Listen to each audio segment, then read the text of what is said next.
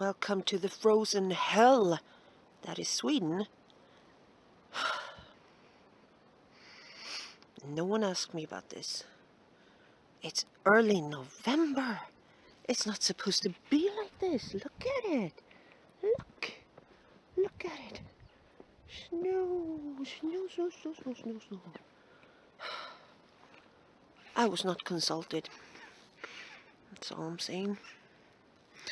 Anyway, today I'm going to talk to you about Bigfoots, the Swedish Bigfoot things. We do have them here as well. And when I get home, I'm going to show you on a map and tell you some stories about stuff that's happened here. But for now, just enjoy the wondrous winter wonderland. Spank me. This is Hälsingland. This area here, and it can also be called Hälsingia if you want to do it in Latin. This is the province where I live. And as you have seen, it's bloody snowy right now. But that's not the point. We're moving on. So, I'm going to talk a little bit about some incidents that happened here in the 80s. And this was collected by a cryptozoologist called Jan Ove Sundberg, who is now deceased.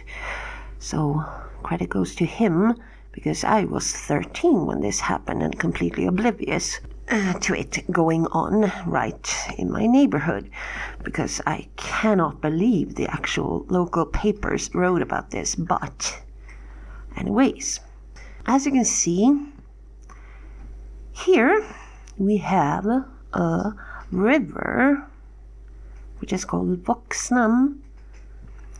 And Voxnan runs all the way down and east to south of Bollnäs, which is this town here, where it meets up with this larger river called Ljusnan. And Ljusnan runs or flows east and south to some extent, and through these lakes and out here into the Baltic Sea. This river, Voxnan, which I have canoed, by the way, but only this area. So here in Voxna in 1985-ish, I'm assuming this was in the spring of 85. And this woman went to a recreation area at Voxna to clean the family cabin and make it ready for the summer holiday. And suddenly she heard something with pretty heavy feet moving about outside. And for some reason she became really, really scared and actually hid under a bed for an hour. And when she got out and outside, she found footprints that were about 45 centimeters long and 30 centimeters wide. I'm going to put the inch version of that on the screen. And I'm guessing this too was in Voxna. It doesn't specify, but a few weeks later, 2 teenage girls were skinny dipping in a nearby pond when they suddenly heard someone or something moving about in the brush or the undergrowth nearby, and they were teasing this intruder and calling him a pervert who spied on nude girls. And then they moved closer and closer to the shore, because they were meaning to surprise this person, possibly even catch him. And instead, something right out of a nightmare suddenly rose up in front of them. And this girl, Tina, who was 15 at the time, said that it resembled an ape, but it was uglier and very large. And it gave off this terrible stench, and it growled and pounded its chest It must have been Tarzan. So they swam ashore a bit further down and ran through the woods, and were very upset, of course. And the father of one of the girls, he believed that they had seen something, but he assumed it had been a bear. But the girls themselves said it was not a bear. It was like a monster out of a movie, and it walked upright on two legs. And even if it was ugly, it more resembled a man than an animal. So, then I'm assuming it was in the fall, because it talks about moose hunters, and the moose hunt season is in the fall, like October.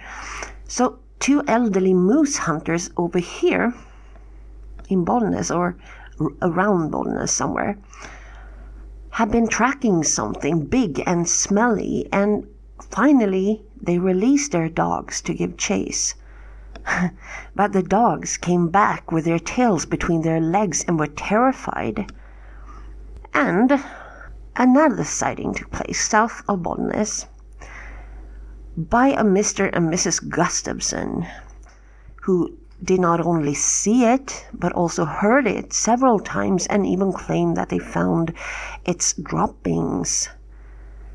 They said it came quite close to our cabin and would kind of howl in the moonlight with a voice that reminded us of a human with a bass, very, very deep. We saw it more like a silhouette against the sky, and it never came so close that we could properly identify it. Mrs. Gustafsson said it was huge, powerful, and gave the impression of being primitive but also intelligent. She also claims that it had a whistling sound, and that at times they would hear what was either an echo or another Bigfoot answering the call. So when they investigated the area in daytime, they found those large classic footprints and also fresh droppings, which looked like human excrement, but they were left in places where humans would never go, and always found in areas where they had seen the creature. So that was in 1985, and that was a while ago, and it went away after this, but I don't think it did, because I showed you this river Boxnan, which here, south of Bollnäs, where at least one, probably two sightings took place. Here, this river runs or flows into this river, Ljusnan. If these Bigfoots, assuming there were more than one, had followed this river, which seems kind of plausible, and if they then came upon this river, did they start to follow this river? Maybe. Because if you follow this river here and get to approximately here, then this whole area is completely uninhabited, at least by permanent dwellings, except for this teeny tiny little village here, which has approximately 10 houses. And I'm very familiar with that area because my paternal grandmother came from there, and her family for 300 years before that came from that area, that particular village, which used to be much bigger. In the olden days it had a mine and stuff. So I have roots there. So then, in 2013, I was out with this guy. It was kind of a first date type of thing, and we were nerdy, so we were going to go... Well, it was actually his idea, but I went along with it. We were going to go... Well, we were going to roast some hot dogs, and then at night, we were going to listen to owls. Horny owls. Apparently, that's fun to do. So... This was March of 2013, and listening to owl calls when they're all frisky is apparently interesting. Well, I guess it could be interesting. it just wasn't that particular night. All I had was that date person making owl sounds, and anyway, beside the point.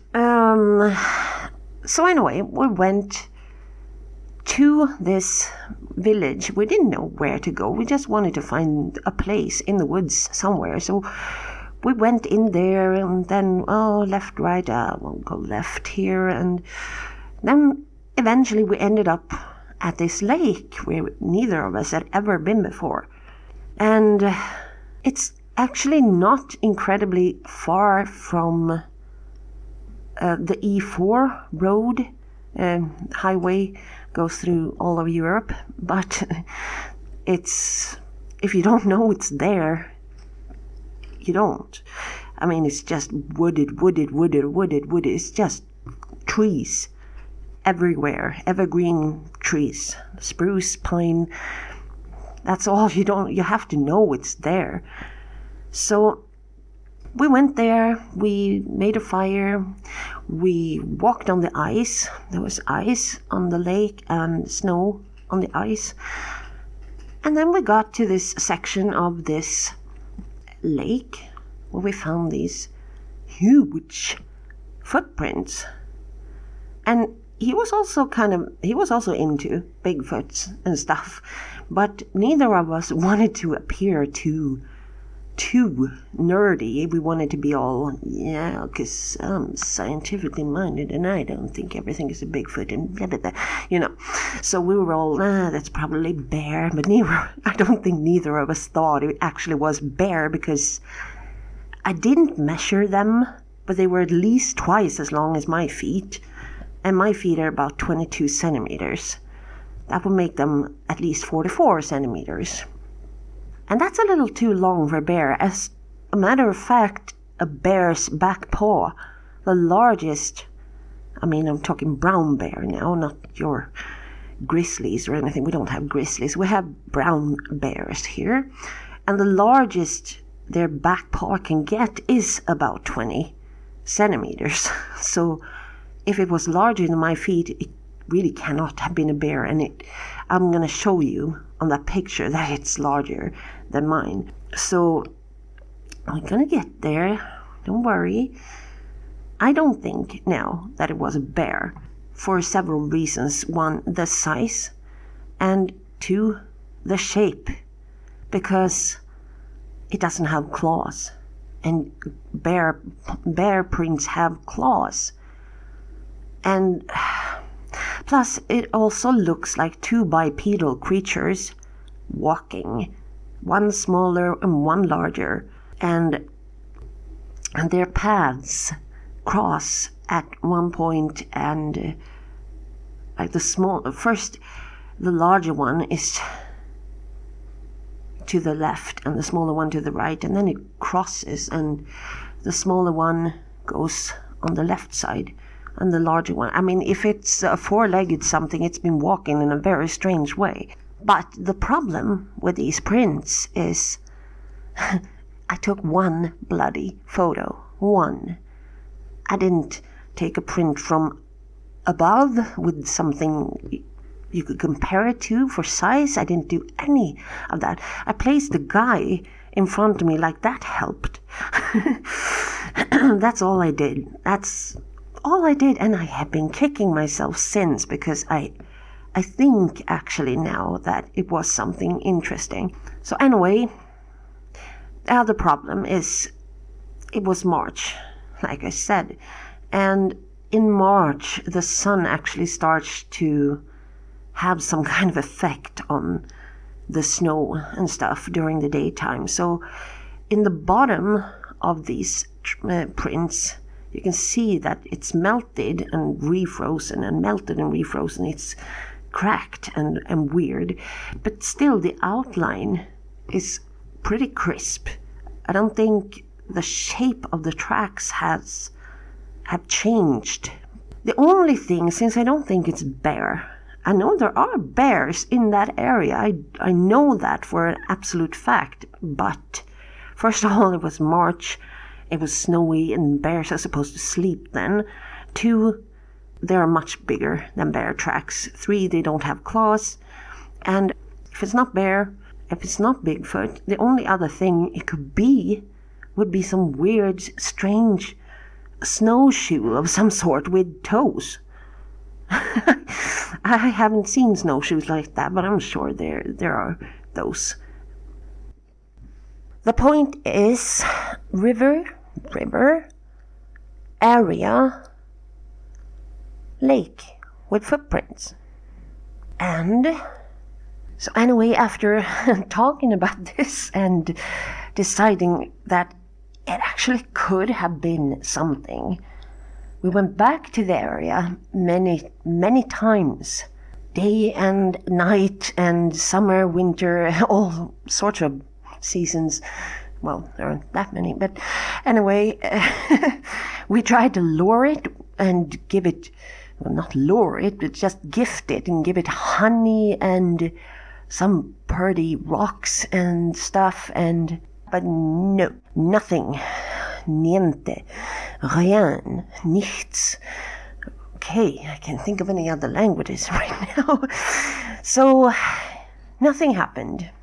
About a year later, I went back to this area, roughly this area, to look for something else. I wanted to look at remains from, first it was this Stone Age site. There are many things in this area.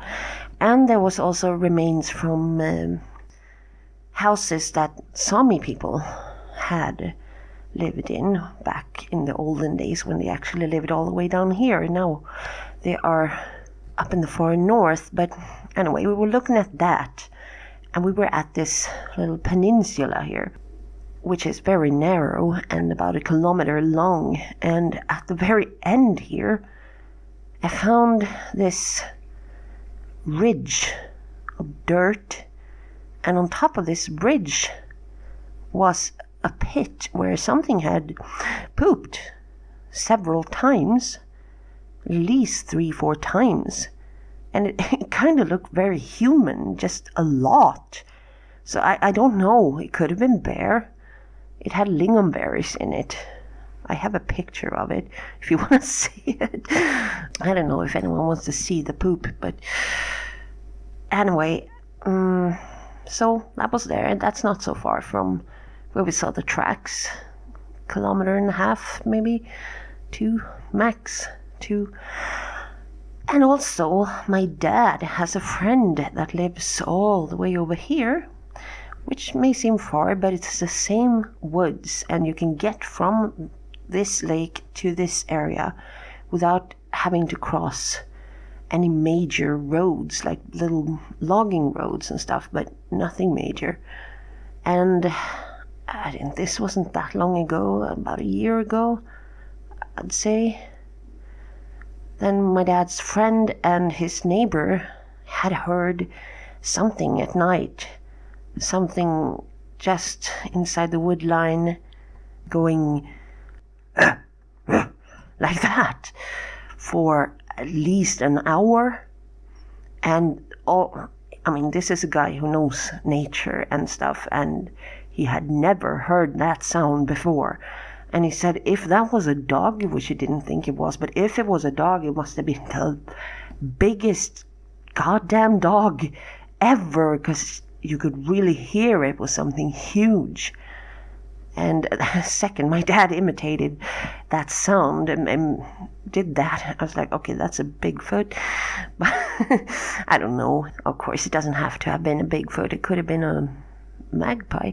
No, not a magpie.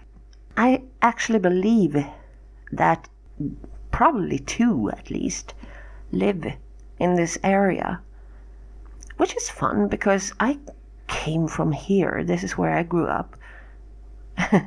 So theoretically, if it can wander here, it can probably go where I grew up, where my dad still lives, and visit him too. So maybe I should visit Dad more often. It would help if I had a car or, a driver's license, maybe. So anyway, this is the Hälsingland Bigfoot things going on here, but that's not all.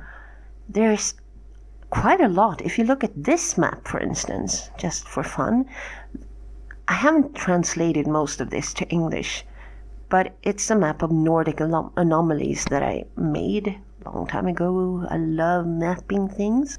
So ignore all the blue and yellow dots for now and just look at the red ones, because the red ones are bipedal hairy things, such as Bigfoots, such as trolls, or something along those lines.